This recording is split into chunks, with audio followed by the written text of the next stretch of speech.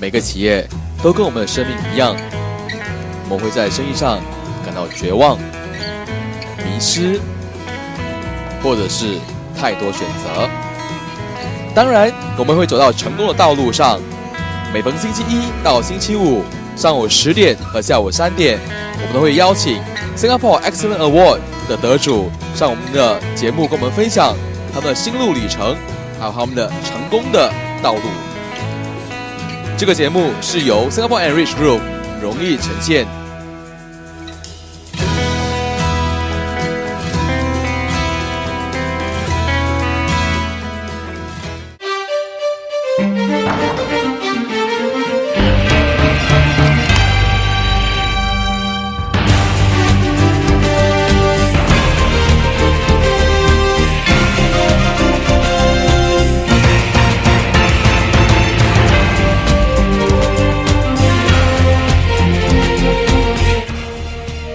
你好，我是阿宝，非常感谢你们收看这一期的封面人物。在这里呢，我很开心的原因是因为今天邀请到了一位医生来到节目当中跟我们分享如何什么呢？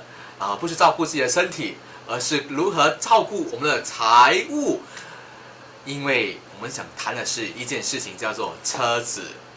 Hi, doctor. We have a doctor in the house, and we have Doctor Karata.And you are the founder of Dr. Karata itself. Yes. So how should I address you, doctor?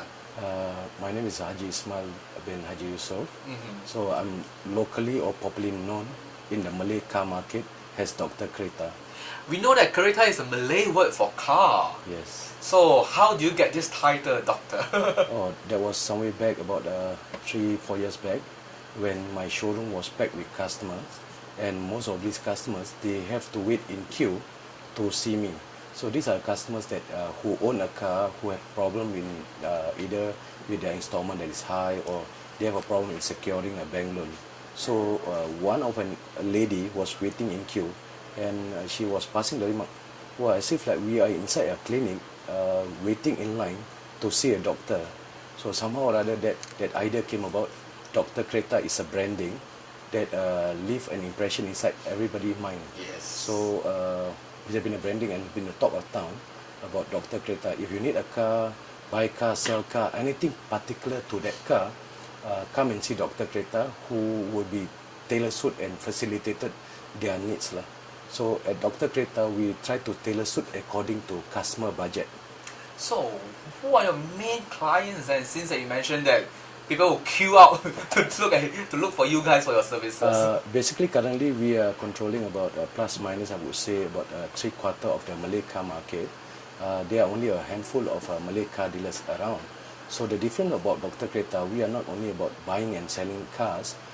We facilitated, try to tailor suit to customer budget, and we are also specialized in this consultative selling, where we discuss with customer what type of car will suit to them and what are the monthly budget, and would they want to buy a new car or used car.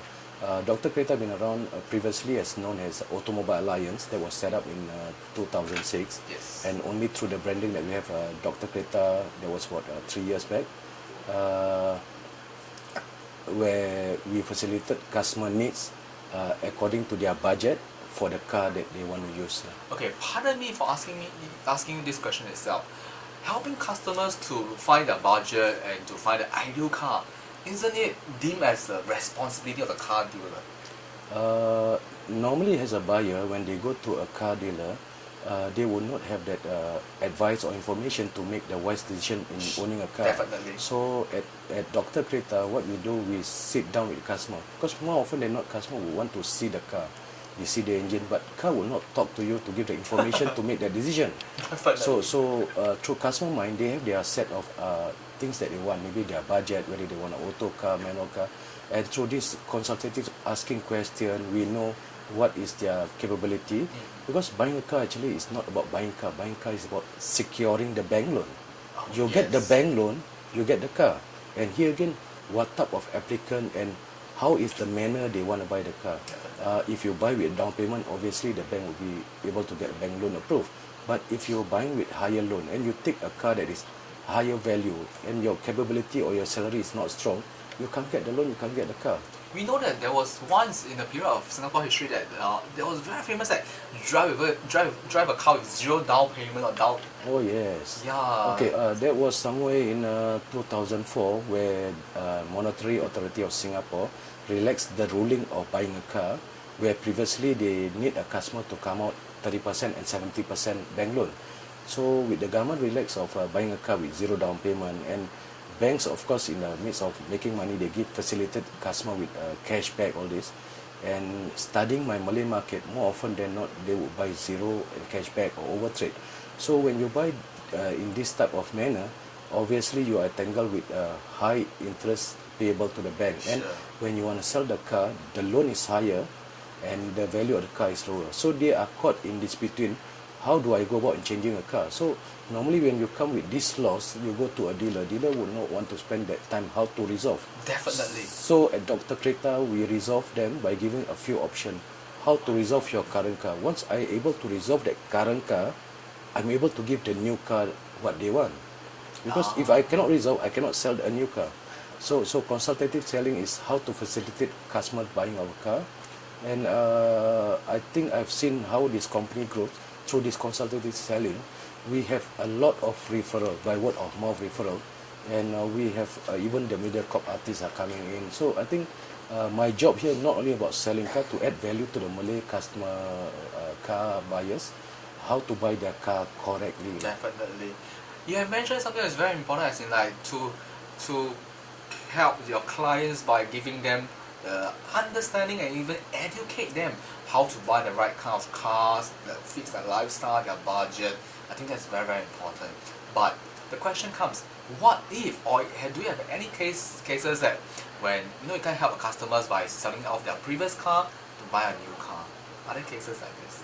Other cases that I have cases that let's say customer are in divorce, the name was under the wife, but the husband is driving. Yeah. So we need to resolve that. And we have cases where the husband has passed away.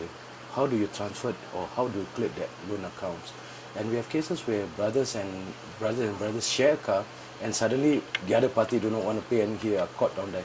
And I have cases where customer, young person who bought a car and suddenly involved in an accident, and the insurance, to renew the insurance, jump up to 5,000. So not able to pay the insurance, and the road tax expired for 5 months, and they do not know how to resolve. So that's where we, Dr. Kreta, are very specialized, tackle to the niche market of problematic car ownership or car buying or something. And we have cases where people who have a credit problem. So here again is how you tweak with the loan with the bank. Of course, when you take the loan is lower, the asset value higher. I think all banks want to borrow that car loan. Yes. Wow. So you have found your niche market through this area itself, through the crack itself. Yes. Now, the next question, the burning question comes on hand is that, see, with Singapore, we have a very unique system called COE itself. Yeah. And we all know that even the big car players are having a hard time with COE because the number of COEs is coming down instead of going up. Yes. So, being a car player in this industry itself, what do you foresee or what do you predict in the near future? When I started in 2002, there was 3 category of cars. We have a brand new cars, we have a puff car, that means car being registered and below 10 years, and we also have a car, what we call it COE car that is more than 10 years. So currently in 2004 I started, it was about a new car and also a parallel import cars. Yes. Okay, as the market change about now have been about used car. Even you look at the new car showroom, they have half of their showroom to do a new car and half of it is to do a used pre-owned car. COE is going to surpass 100,000 very soon. This is because of government's need to reduce the car population, because our infrastructure will not be able to accede to the growth population of the car. But nevertheless, maybe in, the cars that registered in 2003, 2004, 2005 and 2006, these were abundant and enormous cars registered. These cars are all going off the road. As you go off the road, there will be anonymous papers to replace one-to-one exchange. So I would say that maybe another 3.5 years to 4 years, there will be a shift to the new car rather than the used car. So you see that for the used cars market, there will be another 3.5 years of bright future, after which they will switch back to the brand new car industry again. Yes. So meanwhile, let's share with us what plans you have to capture this market while CO is going out. We have been known for being robust in road shows. When we go to road shows, we are in contact or closer contact with the potential client or customers that we have. And being visible at this road show, we have the opportunity to do a follow-up either through checking their cars or make inquiry about cars. And this through road show, we pull back this customer to our showroom to do the sales. That's a good move, because I've seen you guys on road shows. Yes. And it's very aggressively doing road shows also. Yes, true. So, what plans do you have for this brand new year for 2013? 2013, we have just co-owned a car workshop, because as people are keeping their car longer, obviously you see that they need to do up and repair their cars. And our recent acquisition of the Vision Garage located at Kaki Bukit, where we do servicing on the cars. And here also we facilitate our car buyers. Once they buy a car from us, we will give a 6-month warranty. So here again, with the new lemon law, you want to make sure that customer bought a car and the car do not give a problem. The most important factor in buying a used car, that the used car should not have a frontal accident. If not, you buy a car with a lot of problem. Yes. So normally as a car dealer, it's our responsibility to meet up with customer needs, that they want a quality used car. You have mentioned something about lemon law, which is come in effect for Singapore in 2012 itself. If I aspire to be a car owner, can you share with us what are the things that you should look out for when you're buying a used car? I think basically when you are buying a new car, the most important, of course, you want to request the car dealer. If you're buying an expensive car, you want to request the car dealer, can I have this car be inspected by STA to make sure that there's no major accident? That's number one. Number two, of course, you want to look at the engine compartment. Normally, if there is a sign of an accident, there will be some patch-up work, and then maybe the paintwork is new. Normally, through the bonnet, the covering of the car, you will see whether it's level or not. Yes. So these are telltale signs to show whether it's accident. And beside that, by looking the interior of the car, you will be able to know whether the previous owner really take care of the car. More often than not, buyer will look at the mileage. But to me, mileage is not really because once you use a car, you tend to drive. So you cannot expect people don't drive and they want to sell. So I think here again, by looking at the interior of the car, how the previous owner kept, and the most wonderful thing I always have, be it Malay buyer or Chinese buyer that come to me, Ismail, is this last owner a Malay? Because more tendency, the buyer will want a Malay owner car, because Malay, I don't know, I have this question. I have a Chinese client, Ismail, is this last owner Malay? So I perceive the Malay owner really take care of the car. You know one thing, as a Chinese, let me share with you that we perceive that the Malay, when it comes to car, when it comes to houses, we prefer the Malay. Oh, really? Yes, because it's known that the Malays are well taking care of their cars. And their property itself. but here not necessarily true. I think even the Chinese say, okay, for example, you buy a car that belongs to a company director or executive, they drive to the work, then after the evening they come back to the work. If they don't go out frequently, the car is still good, you see. So here again is you must see, like, if you have the previous owner, maybe a young boy, they tend to ram or so here again is all depend on the owner. Depends on the previous owners. Yes. Not only the racers. Yes. So Ismail, prior to that, the recording you shared with us that you are working as a civil servant, and then you decided to switch into the automobile industry, and now you become an entrepreneur, businessman. Yes. What was the differences in being a civil servant, employee, and then now a business owner? Oh, of course, it's wonderful because you don't have any time to work. I think being a business owner, you have to be always on the ball to make sure that your company delivered what we promises to customers. But the call was made in 2002 when my elder brother, he was in cycle and carriage. He's selling a Proton and also a Mercedes. So I think when he migrated to a used car, he have anonymous Malay customer base where I was called upon to help him. So indirectly, the thing just turned out. I'm a business owner, but it's been my passion to make sure that once customer have a car, you can share the joyous moment when they take delivery of the car. You can see the proud ownership when taking over it itself. Yes. Any ups and downs during your entrepreneurship Whoa. journey?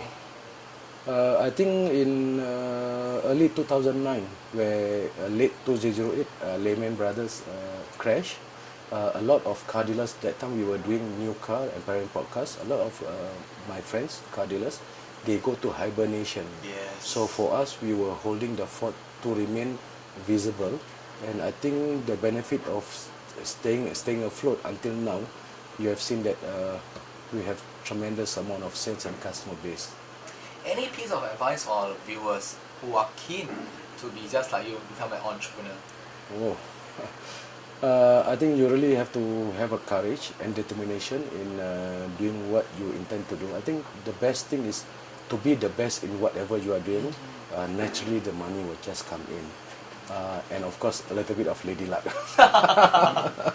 Also finding a niche market, correct? Yes. Because I that's find right. that you did something very good, and that's called finding a niche market for your businesses Yes, true. itself. There are so many automobile players in the industry, but yet you choose to serve the Malay markets, and you also choose to serve the so-called problematic buyers group itself, which I Sure. think that you are the key solution to most of them. No wonder they call you Dr. Karakta. Little bit, yeah. With this branding, what do you intend to do next? Other than having a maintenance workshop at this point of time itself. Of course, we want to be the premier car dealers in the Singapore scene, but this would take much more time. But I think along the way we have created some businesses. We have branched out or diversified to a laundry business, and we also play a little bit of property. Ooh la so- la.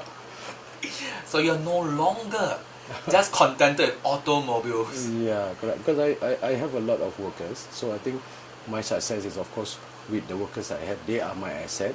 You also And- need to look after their welfare Yes, but here again, the successful of Dr. Kreta's story doesn't lie with the boss or the workers. Here again, I think we have to due gratitude to the customer who have supported us over the years. I think without customers, we are nowhere. Definitely.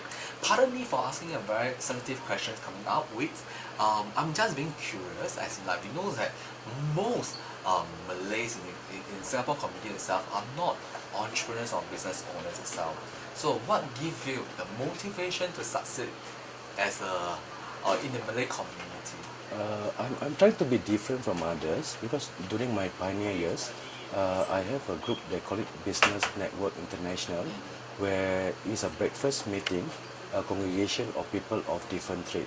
So I went to that congregation. Normally it's a weekly breakfast meeting, and through that congregation, I have a lot of Chinese colleagues around.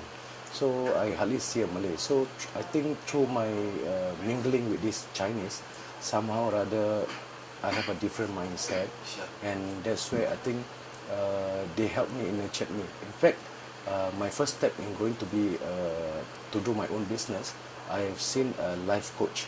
I think the lady name is Sandy. So we go through a session where through her helped go advice, through. everything, and I never look back. And I really own up to her because I was in the crossroad whether I should be still working for people or starting my business. That through that coaching that I have, and it just go a long way. And even now in my car dealership, my contact person, my associate partners, person like Jessica, she's doing the insurance. So we're giving same business. So these are the trusted people that we know, and we give among the people that can deliver. So business is not just about you yourself, but also having a win-win situations with all your working partners around you. Yes, So, very true. so Dr. Ismail, the next question coming out will be that when you know that you've been awarded the excellent award itself, what was the feeling at the moment? Well, that was came like a pleasant surprise because I think through our hard work and we being acknowledged. Of course, with this acknowledgement, it serves us to strive much more better in the future years to serve customer better and to sell more cars and sell car correctly within the budget of the customers. It's my great honor to have you on the show itself. I've learned so much from you. Thank you. Ismail, so if our listeners or viewers are interested to come in contact with you, how should we contact you? Basically, Dr. Kreta is located at number 162 Yu Chu Kang Road, and our sales hotline number is 6344-6642. Normally, our working hours, we tailor suit to customers. If you talk about normal working hours, people are busy with working, so we always tailor suit. We have the late night after working hours and during the weekends. So when people are not working, actually we are working.